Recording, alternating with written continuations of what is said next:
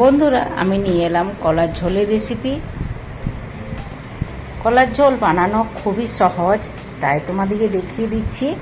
আমি নিয়ে নিলাম কলাটা এভাবে ছিলে নিতে হবে।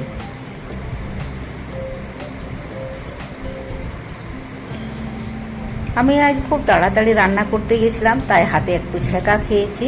ছেঁকা খাওয়ার জন্য আমি একটু টুথপেস্ট হাতে লাগিয়ে দিয়েছি। টুথপেস্ট লাগালে হাতের জ্বলনটা কম হয়। আর এদিকে আমি একটা পটেটো নিয়ে নিয়েছি বা আলুটা ভালোভাবে ছিলে নিতে হবে।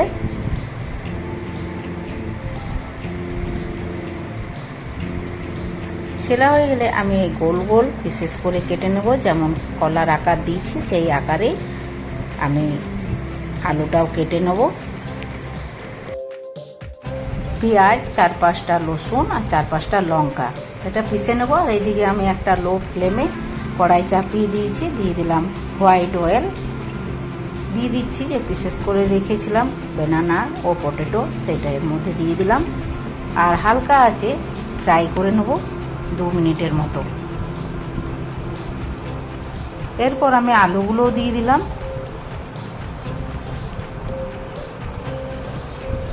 আলুগুলো দিয়ে আবার 2 সেকেন্ড নেড়ে নিতে হবে। সাইড করে রেখে দিলাম। আর অয়েল দিয়ে দিলাম 1 টিস্পুন গোটা জিরে। ফোড়নটা হয়ে এলে দিয়ে দিলাম জিরে গুঁড়ো, ধনে গুঁড়ো, হলুদ, লবণ আর যে পেস্টটা করে রেখেছিলাম সেই পেস্টটা এর মধ্যে দিয়ে দিলাম। পেস্টটা দিয়ে হালকা ফ্রাই করে নিচ্ছি সাইডে। আবার একসঙ্গে সবগুলোকে নেড়ে নিতে হবে। বন্ধুরা, তোমাদের যদি আমার ভালো লেগে থাকে তাহলে অবশ্যই একটা লাইক, শেয়ার ও সাবস্ক্রাইব করো। আর বন্ধুদের কাছে অবশ্যই শেয়ার করো।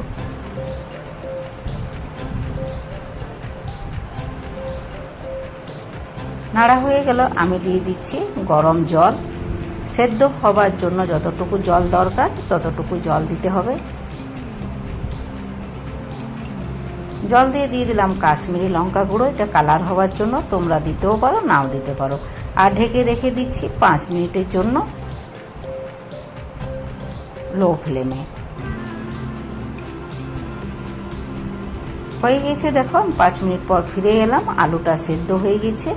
আমার সম্পূর্ণ রেডি কলা আলু ঝোলের রেসিপি। ভাত বা রুটি দুটোর সঙ্গে চলতে পারে। তোমরা কি দিয়ে খেলে, ভাত না রুটি, সেটা অবশ্যই কমেন্ট করে জানিও। আর লাইক ও সাবস্ক্রাইব অবশ্যই করো।